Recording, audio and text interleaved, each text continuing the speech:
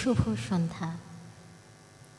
শ্রদ্ধেয় অতিথিবৃন্দ, সম্মানিত উপস্থিতি, প্রিয় শিল্পী এবং সুধী শ্রোতামণ্ডলী, আপনাদের সবাইকে জানাই আজকের এই সন্ধ্যার অন্তরঙ্গ আসরে আন্তরিক শুভেচ্ছা ও সাদর সম্ভাষণ।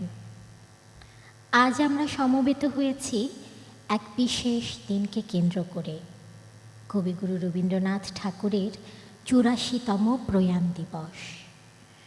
১৯৪১ সালের ৭ই আগস্ট জোড়াসাঁকোর ঠাকুরবাড়ি থেকে তিনি যাত্রা করেছিলেন অনন্তের পথে। কিন্তু তাঁর প্রয়াণ কি সত্যিই শেষ? না, কারণ রবীন্দ্রনাথ কোনো কালের গণ্ডিতে সীমাবদ্ধ নন। তিনি আজও আমাদের ভেতরে, আমাদের সংস্কৃতির প্রতিটি স্রোতে, আমাদের হৃদয়ের প্রতিটি অনুভবে জীবন্ত। কবিগুরু একদিকে বাঙালি জাতির আত্মা, আর অন্যদিকে বিশ্ব মানবতার আলোক পত্রিকা। তিনি আমাদেরকে শিখিয়েছেন প্রকৃতিকে ভালোবাসতে, মানুষকে আপন করে নিতে, সত্যকে গ্রহণ করতে, মৃত্যুকে সঙ্গী ভেবে জীবনের অনন্ত আনন্দ উপলব্ধি করতে। তাঁর গান, কবিতা, উপন্যাস, নাটক যাই ধরা হোক না কেন, সবখানেই এক অনন্ত জীবনবোধ। তাই তো তাঁর প্রয়াণ দিবস আসলে আমাদের কাছে প্রয়াণ নয়, বরং এক স্মরণোৎসব, এক আত্ম অনুসন্ধানের দিন। আজকের এই সন্ধ্যা আমরা তাঁকে স্মরণ করব তাঁরই সৃষ্টির আলোয়, তাঁরই গানের সুধায়। বাংলাদেশ রবীন্দ্রসঙ্গীত শিল্পী সংস্থা চট্টগ্রাম বিভাগীয় শাখার আয়োজনে এই আয়োজনের নাম তাই শ্রদ্ধাঞ্জলি। এই শ্রদ্ধাঞ্জলি আমাদের হৃদয়ের গভীর থেকে উঠে আসা কৃতজ্ঞতা, ভালোবাসা এবং অনন্ত প্রণাম। আমি আমাদের আজকের অনুষ্ঠানের শুরুতে আমাদের রবীন্দ্রসঙ্গীত শিল্পী সংস্থার সাধারণ সম্পাদক শুভাগত চৌধুরীকে অনুরোধ করব আমাদের আজকের অনুষ্ঠানের আমন্ত্রিত অতিথি অধ্যাপক রীতা দত্তকে নিয়ে মঞ্চে উঠে আসার জন্য।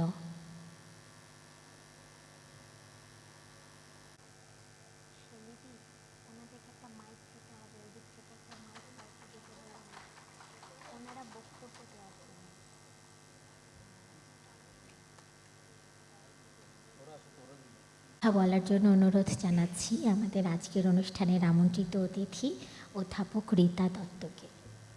রূপনগরের কূলে জেগে উঠিলাম, দেখিলাম এই জগৎ স্বপ্ন নয় সত্য। রক্তের অক্ষরে জানিলাম আপনার রূপ, জানিলাম আপনাকে বেদনায় বেদনায়। সত্য যে কঠিন, কঠিনেরে ভালোবাসিলাম, সে কখনো করে না বঞ্চনা। আমৃত্যু দুঃখের তপস্যা এ জীবন। রবীন্দ্রনাথ ঠাকুরের প্রতি গভীর শ্রদ্ধা জানিয়ে তারই লেখা তার জীবনকালের শেষ দিকের কবিতাটা রূপনারায়ণের কূলে আমি বলে তার প্রতি আবার হৃদয়ের সমস্ত গভীরতা দিয়ে শ্রদ্ধা জানাচ্ছি। আসলে রবীন্দ্রনাথ ঠাকুর যতই আমরা বলি না কেন, তিনি জমিদার পরিবারে জন্মগ্রহণ করেছেন। রূপোর চামচ মুখে দিয়ে তিনি এসেছেন। সাহিত্য চর্চা করা তার পক্ষেই তো স্বাভাবিক, কিন্তু আমরা মনে করি এটা কোনো কথাই না। বৃত্ত থাকলেই যে হৃদয় বৃত্তির উন্মোচন হয়, মনের দিগন্ত প্রসারিত হয় তা নয়, কিন্তু আমরা এটা উপলব্ধি করতে পারি। রবীন্দ্র প্রতিভা বিস্ময়কর। মৃত্যু নিয়ে তিনি লিখেছেন, আছে দুঃখ, আছে মৃত্যু, বিরহ দহন জাগে, তবু শান্তি, তবু অনন্ত, তবু আনন্দ জাগে। কাজেই মৃত্যু নিয়ে রবীন্দ্রনাথের যে ভাবনাটা আনন্দের ভাবনা, তিনি লিখছেন এক জায়গায়, মৃত্যু যদি আনে তব অমৃত লোক, তবে তাই হোক আমাদের বিশ্বকবি রবীন্দ্রনাথ ঠাকুর। তিনি একাধারে বৃহৎ, আবার তিনি মহৎও বটে। উপস্থাপিকা অনেক কথা বলেছেন, আপনারা শুনেছেন যে রবীন্দ্রনাথ ঠাকুর তার প্রতিভার ইন্টেন্সিটি এবং এক্সটেন্সিটি সবাইকে ছাড়িয়ে গেছে। তার প্রতিভার গভীরতা, তার প্রতিভার ব্যাপ্তি আমাদের বিস্মিত করে। রবীন্দ্রনাথ ঠাকুর ছাড়া আমাদের আসলে চলে না। যারা আমরা রবীন্দ্র অনুরাগী, যারা রবীন্দ্র সাহিত্য চর্চায় সঙ্গীতকে ভালোবাসেন, চর্চা করেন, তারা উপলব্ধি করতে পেরেছেন যে আমাদের অনুভূতির এমন কোনো জায়গা নেই যেখানে রবীন্দ্রনাথ স্পর্শ করেননি। আমাদের আনন্দে, আমাদের সুখে, আমাদের দুঃখে, আমাদের প্রার্থনায়, আমাদের সংগ্রামে, আমাদের সংকটে কোথায় নেই রবীন্দ্রনাথ। মানুষকে তিনি ভালোবেসেছেন অকাতরে। তিনি বলেছেন, মানুষের উপর থেকে বিশ্বাস হারানো পাপ। প্রতিটি মানুষকে তিনি যথাযথ মর্যাদা দিয়েছেন। এক জায়গায় তিনি লিখেছেন, মানুষের পরশের ঠেকাইয়া দূরে, ঘৃণা করিয়াছ তুমি মানুষের প্রাণের ঠাকুরে। বিধাতার রুদ্র রোষে দুর্ভিক্ষের দ্বারে বসে ভাগ করে খেতে হবে অন্নপান, অপমানে হতে হবে সবার সমান। আমরা কোনো মানুষকে অপমান করে এই কথাটুকু একবারও মনে করি না যে সে অপমানটুকু আমার মধ্যেই ফিরে আসবে। এই যে মানবতা বোধ, এই মানবতাবোধে উদ্বুদ্ধ যে কবি, বিশ্বকবি রবীন্দ্রনাথ ঠাকুর, তার ছবি দেখে, তার কবিতায়, তার গানে, তার গল্পে শ্রদ্ধায় মাথা নত হয়ে আসে। আমাদের যখন ছোটোবেলা স্কুলে পড়ি, প্রতি বছরই 25শে বৈশাখ রবীন্দ্র জয়ন্তী, 11ই জ্যৈষ্ঠ নজরুল জয়ন্তী এত মর্যাদার সাথে উদযাপিত হতো। সেই দিনগুলি আজ হয়েছে বাসি।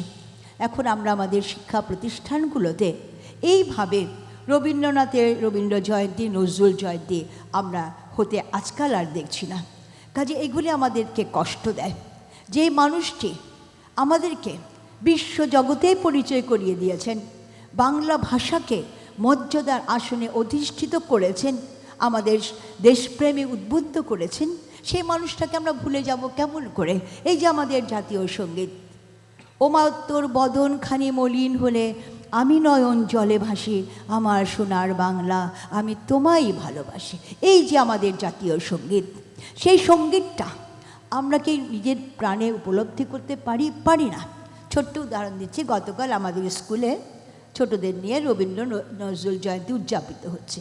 সবাই আমরা দাঁড়িয়ে আমরা আমাদের জাতীয় সঙ্গীত করছি, আমার সোনার মা।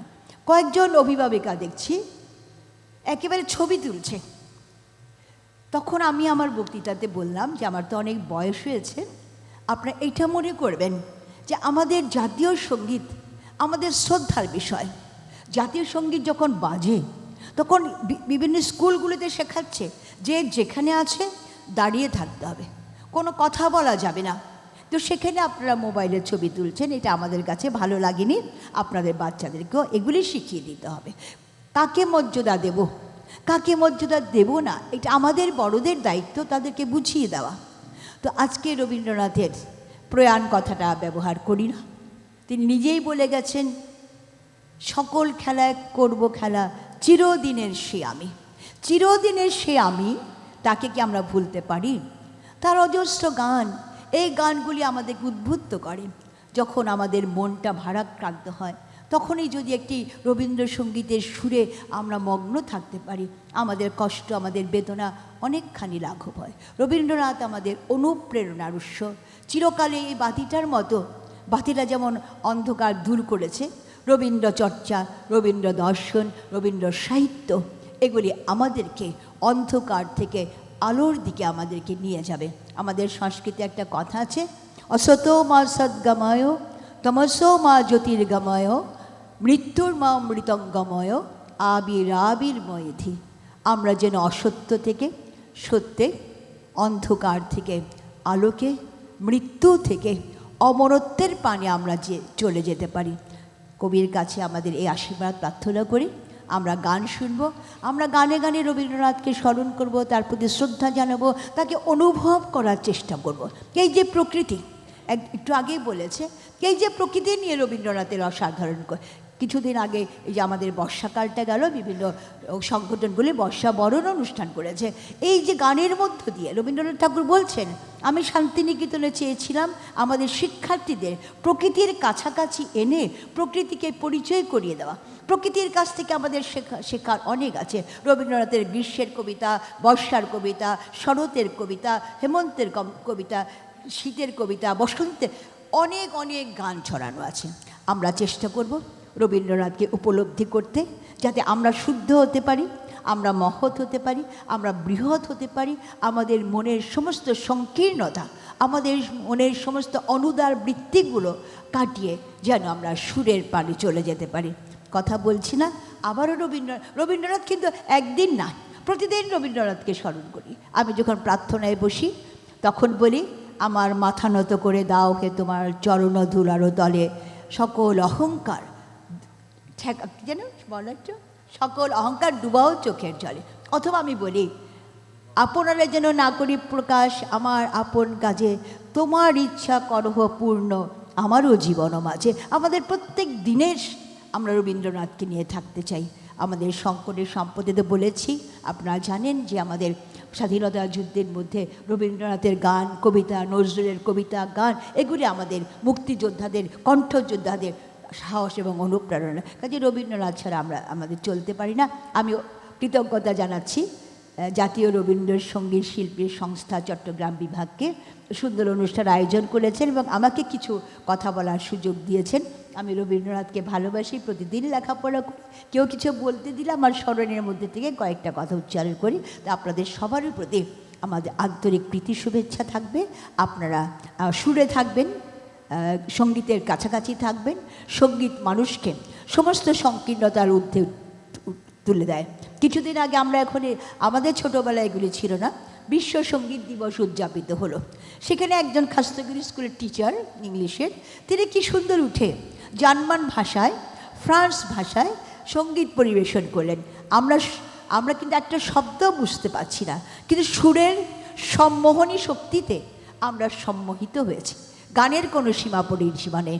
উপস্থাপিকা বলেছেন যে রবীন্দ্রনাথ কালকে ছাপিয়ে উঠেছে, তিনি কালোত্তীর্ণ একজন মহৎ মানুষ, বৃহৎ মানুষ। তার কাছে আমাদের ঋণের কোনো পরিসীমা নেই। সবাই ভালো থাকবেন, সুস্থ থাকবেন। জাতীয় রবীন্দ্রসঙ্গীত শিল্পী সংস্থা তাদের সমস্ত শুদ্ধতা নিয়ে রবীন্দ্রনাথকে নিয়ে থাকবেন। রবীন্দ্রনাথের গান, রবীন্দ্রনাথের মেসেজটুকু আপনারা নিজেদের মধ্যে উপলব্ধি করতে পারবেন। আর একটু কথা বলছি যে রবীন্দ্রনাথ ঠাকুর যে শুধু গান, কবিতা, গল্প লিখে নিজেকে ব্যস্ত রেখেছেন তা তো নয়, তিনি জমিদারি করেছেন, তিনি শ্রীনিকেতনে তিনি শিল্পর অবতারণা করেছেন, তিনি কৃষি ব্যাংক স্থাপন করেছেন, সমবায় ঋণের প্রথা তিনি চালু করেছেন, তিনি জীবনের সাথে জীবনের যোগ করেছেন। তার কবিতাতেই আছে, জীবনের সাথে জীবনের যোগ ঘটাতে না পারলে কৃত্রিম পণ্যে ব্যর্থ হবে গানের পাশরা। আমরা যতই গান করি না কেন, আমাদের মানুষের পাশে এসে দাঁড়াতে হবে। আমরা এই মানুষের পাশের থেকে সাহিত্য চর্চা করব, সঙ্গীত চর্চা করব। এইটুকু হোক আমাদের আজকের দিনের অঙ্গীকার। মানুষকে বাদ দিয়ে নয়, জগৎকে বাদ দিয়ে নয়, সমাজকে বাদ দিয়ে নয়, দেশকে বাদ দিয়ে নয়, আমরা সকলের সাথে আমরা একই মেলবন্ধনে আমরা বন্ধন হয়ে থাকব। সবাইকে ধন্যবাদ। সে ফোনে আমাকে আগ্রহ করেছে যেন আমি আসি, আর যেখানে রবীন্দ্রনাথ সেখানে না এসে তো আর পারছি না। তো শুভব্রত শুনলাম সম্পাদক, তো তার সাহচর্যে, তার অনুপ্রেরণা, এখানে সবাই কিন্তু গুণী শিল্পী, সবার সাথে আমার একটা হৃদয়ের সম্পর্ক আছে। আমার অত্যন্ত স্নেহভাজন তারা, এবং যারা গান বাজনা করে। শেষ পর্যন্ত যখন আমি সরকারি চারুকলা কলেজে গেছি, আমার খুব ভালো লেগেছে। সেখানে যারা আঁকছেন তাদের প্রতি আমার অপরিসীম শ্রদ্ধা।